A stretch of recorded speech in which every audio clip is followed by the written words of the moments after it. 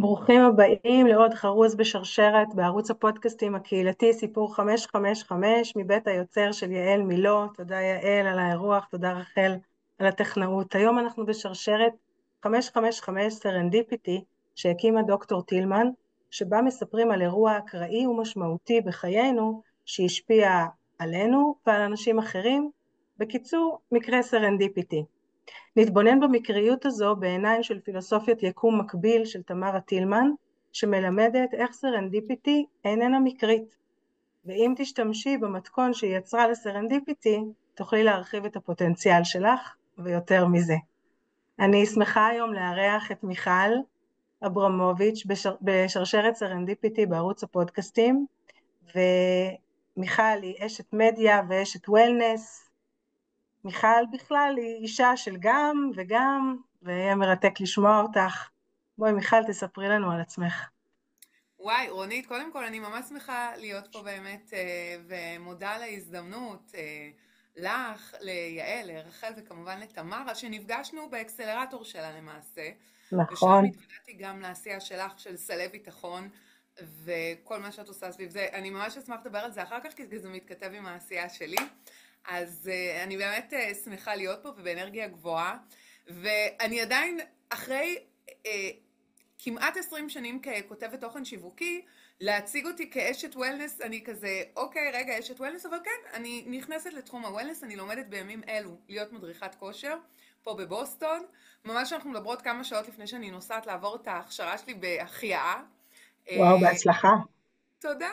אז באמת עשיתי חתיכת מסע מלחיות מאחורי המסך ולכתוב תוכן כל היום למותגים מובילים בארץ ובעולם, ולהרצות גם על כתיבת תוכן שיווקי באוניברסיטה הפתוחה ובאוניברסיטת חיפה, ובאיזשהו מקום התחשק לי לא רק להיות מול המחשב, אלא לעשות עשייה פיזית ולהפוך את הכושר לחלק יותר משמעותי בחיים שלי, וככה הגעתי לעולמות האלה.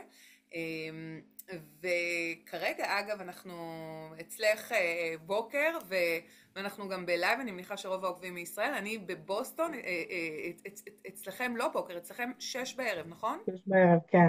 6 בערב, אז אצלנו עכשיו עוד בוקר, וכן, בוסטון, אנחנו הגענו לבוסטון, מסע שהיה חלום של בעלי במשך הרבה שנים, הגענו לכאן, וכשאני הגעתי לכאן, נספר ככה בכללי, לא הכרתי אף אחד בגדול, התחלתי לחפש באינטרנט ולראות ולעקוב, אבל עוד לא היו לי פה חברות שאני ממש ככה מכירה לאורך שנים ובקשר איתן. ואחד הדברים המעניינים שקרו לי, זה שאני עשיתי 2 דברים כאמור, נרשמתי לקורס מאמני כושר, כי רציתי להפוך את הכושר ליותר משמעותי בחיים שלי.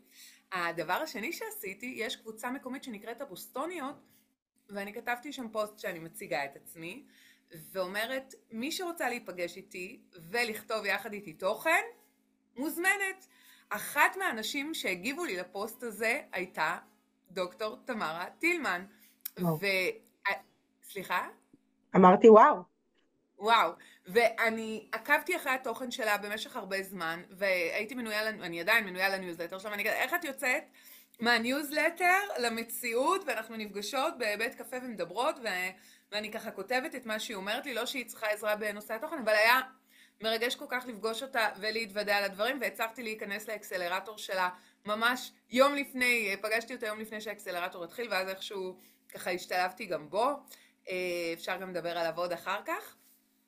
וואו, ששם גם נפגשנו, באקסלרטור שם את ואני נפגשנו, ונשמע שאת נכון. עשית פעולה, נשמעת לי לפחות מאוד אמיצה, גם לצאת לרילוקיישן, אבל גם את כל הפעולות שאת תיארת, ותמרה באמת מדברת על 3 מרכיבים בסיסיים, חוץ מעוד מרכיבים אחרים, אבל 3 מרכיבים בסיסיים שיש בתוך המתכון הזה לסרנדיפיטי, שאחד מהם זה פעולה, וזה בעצם מה שאת עשית, מה שאת תיארת שעשית.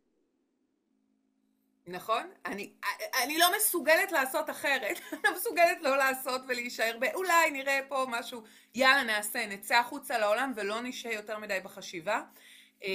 לא שאני לא עוסקת בחשיבת יתר, נראה לי כולנו באיזשהו מקום גם בזה, אבל לגמרי היה נשמע פה שאת מקום לפעולה. מקצרת את הזמן של החשיבת יתר ככה קופצת למים, אז תוכלי לתאר בהרחבה קצת מה היה שם בעקבות הפעולות שעשית? וואו, וואו. כן, בטח. אז כלומר, היו פה כמה דברים, אוקיי? קודם כל, אני אימא, יש לי 2 ילדים. לא עשיתי את זה בהצגה עצמית, רוב אנשים מציגות קודם כל שהן אימא לזה וזה. אני, אחרי שנים כעצמאית, אני כבר רגילה קודם כל להציג את עצמי כבעלת עסק וכבן אדם בפני עצמו, אבל תכלס לפני הכל אני אימא, וזה גם מה שעומד מאחורי הרילוקיישן. רציתי לספק לילדים עוד חוויות, לפתוח להם עוד צוהר לעולם, וזה מה שעומד מאחוריו. אז ברמת הפעולות שעשיתי, היו פה כמה סוגי פעולות שנעשו כדי לצאת החוצה לעם. קודם כל עבור הילדים, אני דאגתי לבחור להם שכונה שתהיה בבית ספר, שאני יודעת שיש שם עוד ישראלים ויהיו להם חברים, והם לא ירגישו שהם הזרים היחידים שלא יודעים להשתלב.